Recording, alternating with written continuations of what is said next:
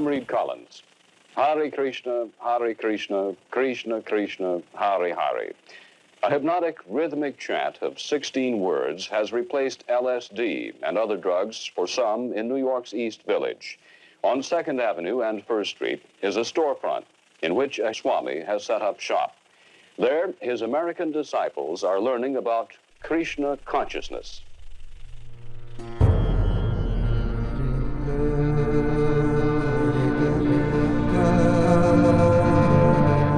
Someone told you the story, you wouldn't believe it. Here he is. He's 70 years old. He has no money. He has no contacts. He has none of the things that makes for success. He's starting an effort, and it turns into an international movement.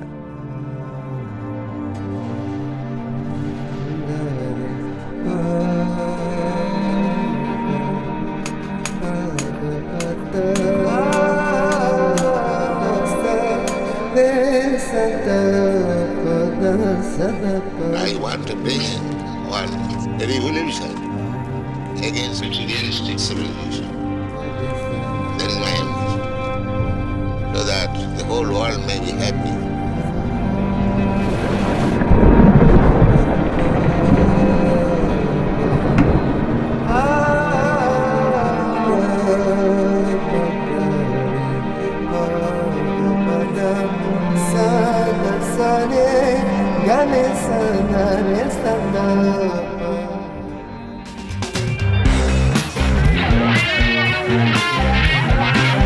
Prabhupada came to America in an extraordinary time.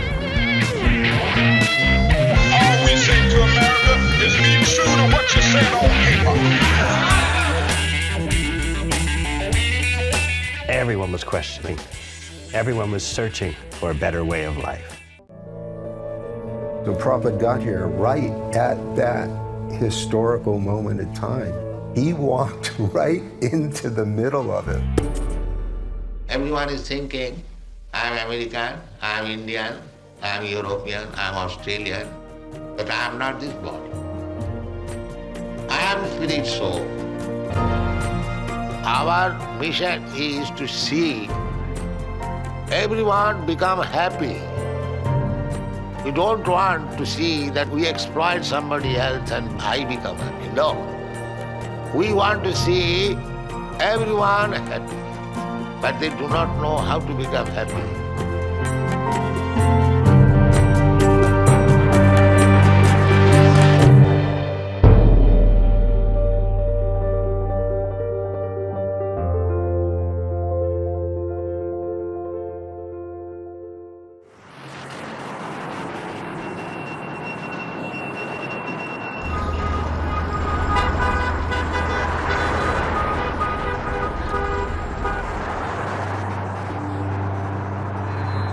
I was simply loitering on the street of New York.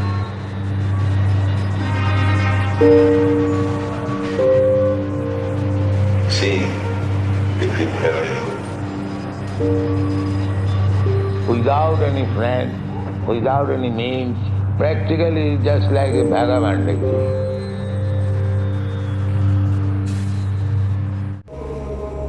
My ambition was to start a temple here in New York. Some of my books, Srimad Bhagavatam, and I was personally selling these books to the booksellers with great difficulty. New York is a very expensive city, but I thought that I'm not very much hopeful that I wrote one poetry. Because now you have brought me in this country, what can I do? But because you have brought me here, must be there is some purpose. All right, make me dance and you like.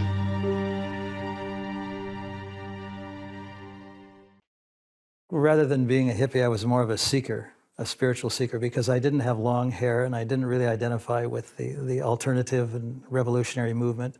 But there was something inside me that was searching for something else. The way I first met Prabhupada was I was on a crosstown bus in Manhattan on Grand Street and ran into a person that I knew. And this person on a scrap piece of paper gave me an address and he said, "This is the address of an Indian Swami. He's lecturing 3 times a week and I think you should go there." When I first met Prabhupada, I was very impressed with the fact that he was elderly and that he was very learned and that he was alone. And that made me feel like I really had to help. I was wandering in the street and some of the boys saw me and gradually they came to me.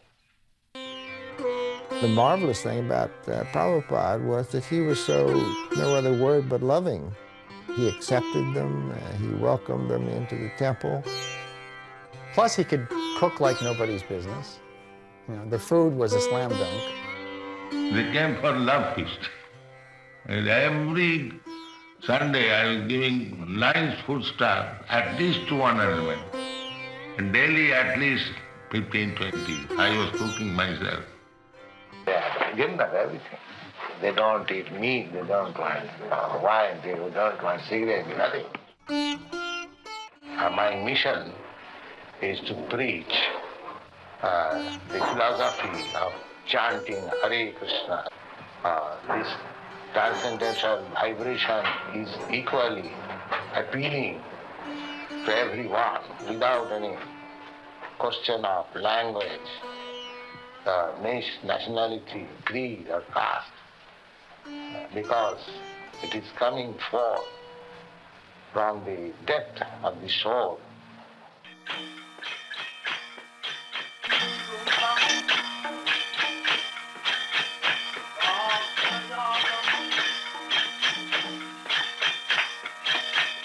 Then Prabhupada did something unusual for America.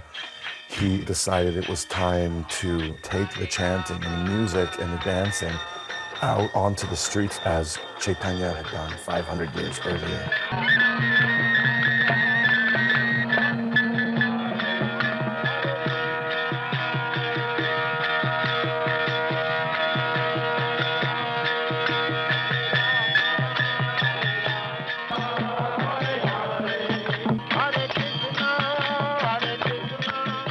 He didn't even have a proper drum or anything. He would just, you know, whatever he had, he'd just bonk on it just to make a little sound to keep the rhythm. But he had the name.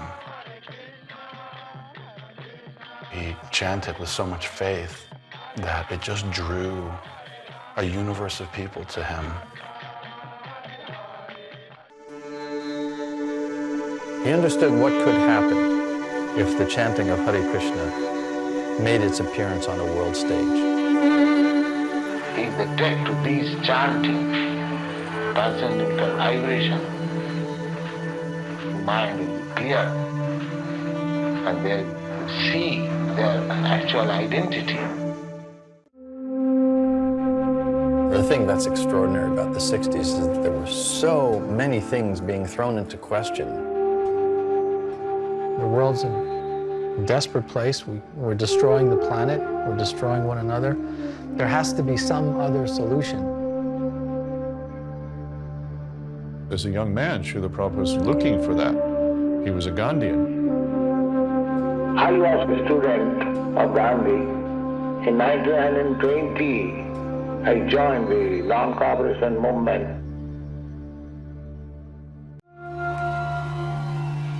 But something happens when he meets his spiritual master, and he's reminded that there's another kind of revolution going on that's much more important, for a higher purpose, not a political end, but a spiritual end. At that time, I was running my big pharmacies. I was very well-known man as the proprietor of the pharmacy. My business was flourishing.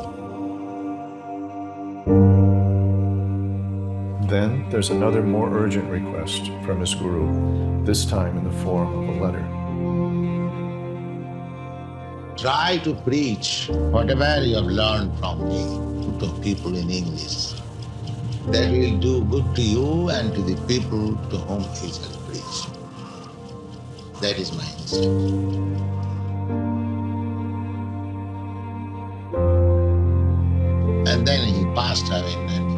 1966. More and more, these young Americans, they came to me. Then I registered this Krishna Consciousness Society in 1966. They didn't have any idea what he was doing, and he assured them, well, this is what we're going to be. And he would turn the globe, and he was studying all the countries of the world. And sometimes he would say, Brahmananda, you shall go to Russia. Gorsunder, you go to Japan. And his plan was to send people all over the world. But you have to realize, we only had about 12 teenagers.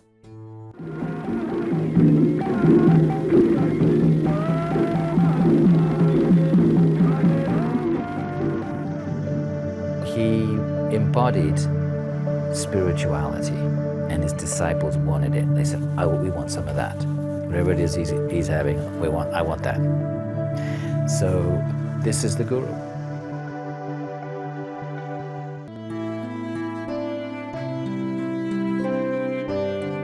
We had a wonderful life there. It was just wonderful. It couldn't be any better. It was as good as it could get. I mean, it was like a family.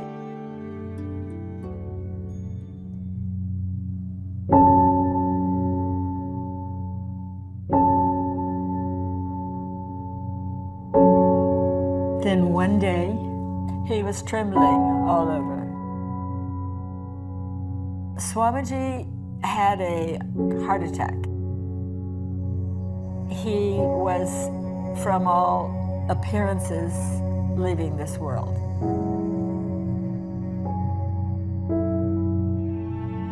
And so the devotees were fervently praying all night in San Francisco, all night in New York. We were praying to Krishna, please don't take him away.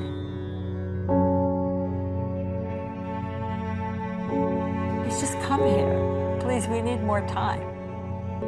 We couldn't imagine what life would be like without him. The heart was so weak. Health is broken. I was very sick. I thought, now I shall not exist. So let me go to Vrindavan and die there.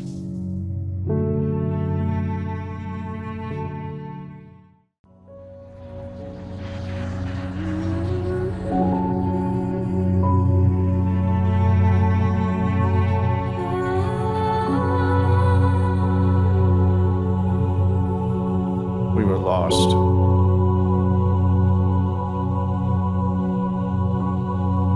We just couldn't accept the idea that he might never come back. For 5 months we grieved.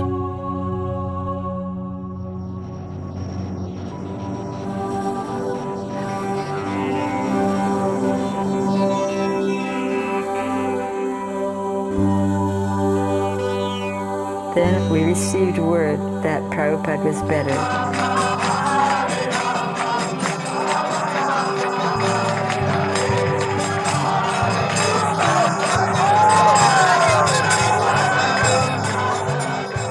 We got him back.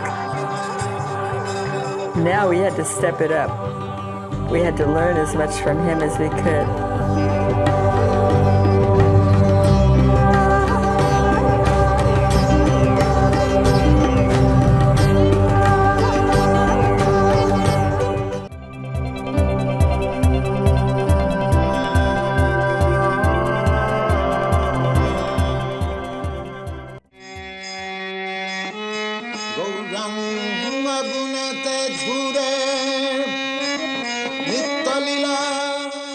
The energy that he displayed was unimaginable. I was in my early 20s and I could not keep up with it. And then around the late 60s to the early 70s, ISKCON just exploded.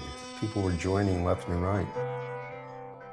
He managed to manage everything through his letters. Prabhupada would be receiving mail from hundreds of students, and he would personally write to every one of them. Prabhupada never got a letter that he didn't answer. One has to know the Supreme Personality of Godhead by the grace of the Supreme Personality of God. He reveals. He cannot be understood by speculation. Athapite deva padambujaddam. He would translate usually after everyone else was asleep. I'll say from 11 till 3, 4 in the morning. The first necessity is that you should be self-sufficient. That is God's arrangement.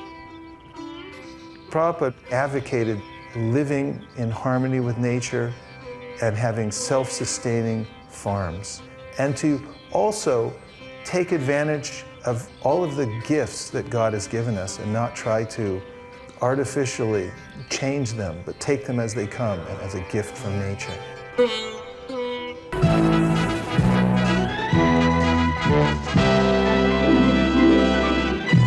I understand, but do you feel that in the Bible and the Quran and so forth, don't you run into conflicts at all or contradictions in those particular philosophies? No, I don't find any conflict because the ultimate goal is God.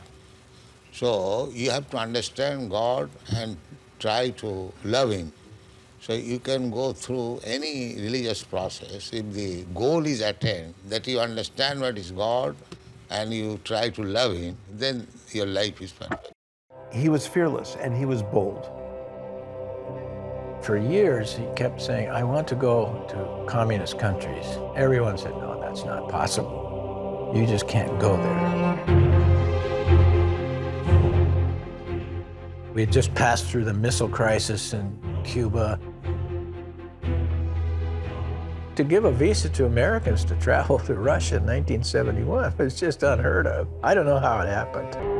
When I was in Moscow airport, as soon as they found Bhagavad Gita, they called police, custom checking.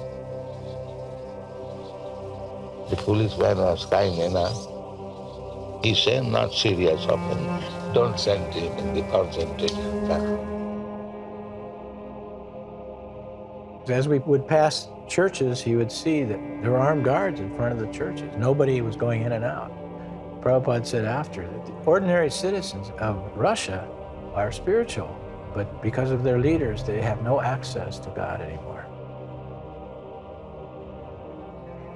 I went to a bank to change some money. Outside the bank, there were two boys, and they came up to me. And they came back with me to meet Prabhupada. I gave him my Bhagavad Gita, and from that text, he was able to copy it and translate it and spread it throughout all of Russia during communist times. And from that one little seed, thousands of Krishna devotees came up.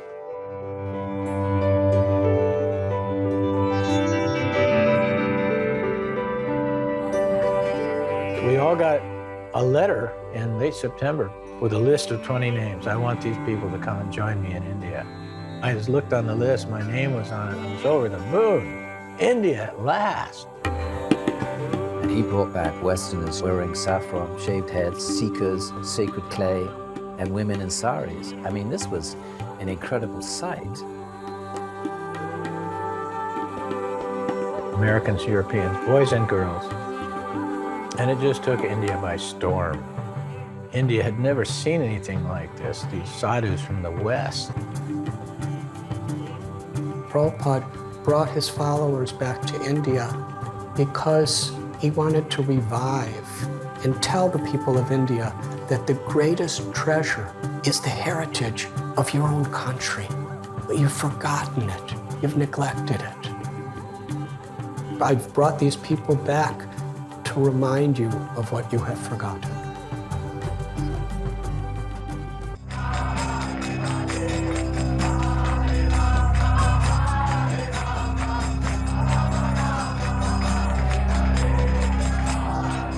Many would consider members of the Hare Krishna sect to be little more than a noisy nuisance. They've been labelled dangerous religious fanatics and lumped together with cults, but the Krishnas say they're simply misunderstood. The anti-cult movement developed this theory that anybody that would join one of these movements could not possibly have done so voluntarily.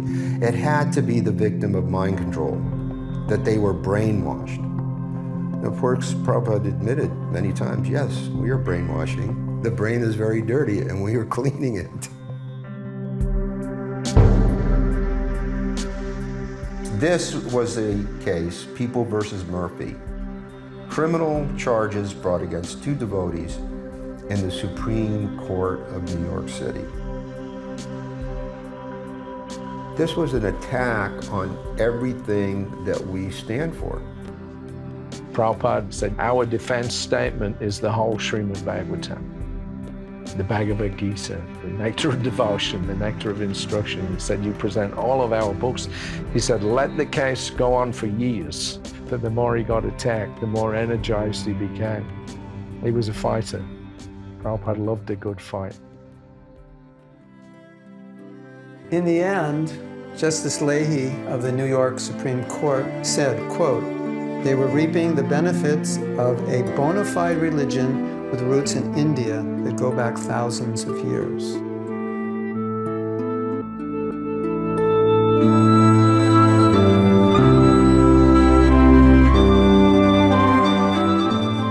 You know that was a big victory for Prabhupada.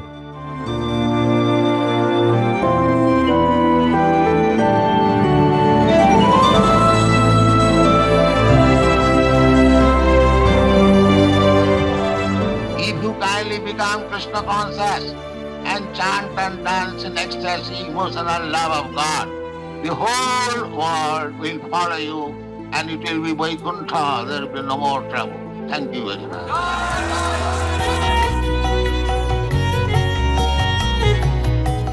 Prabhupada believed that Krishna's love would supersede any obstacle.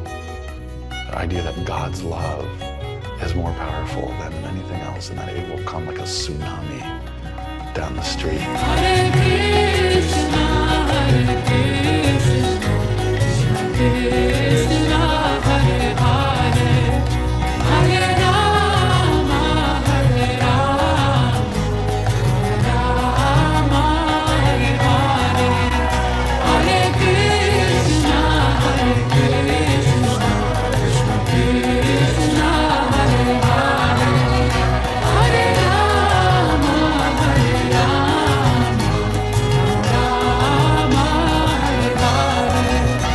Hare Krishna, Hare Krishna, Krishna Hare.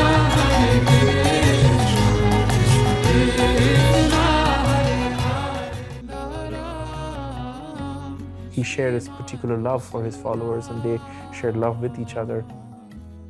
That is the heart of what holds his movement together. And that was his last request. If you love me, please work with each other despite differences. My dear boys and girls, my warning is already there. I had a severe heart attack. So, the mission of Chaitanya Mahaprabhu is now in your hand.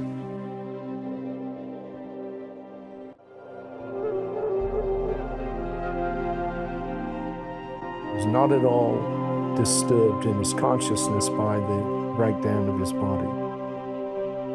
You could see, here's a person that really understands he's not this body. I was there when he was still translating the Bhagavatam 2 weeks before he left the planet.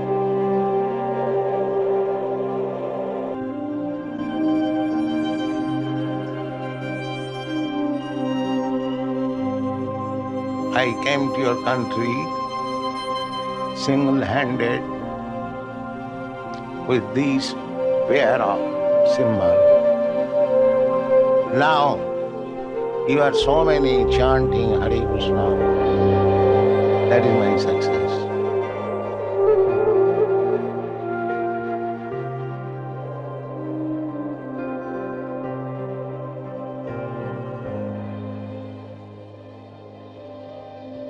Everything is active, moving by the supreme desire of Krishna. This consciousness is Krishna consciousness.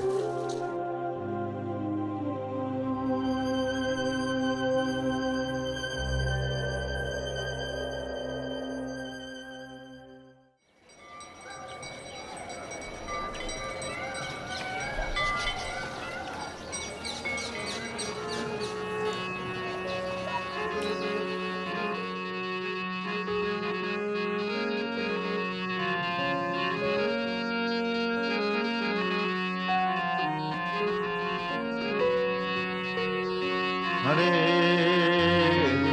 Krishna,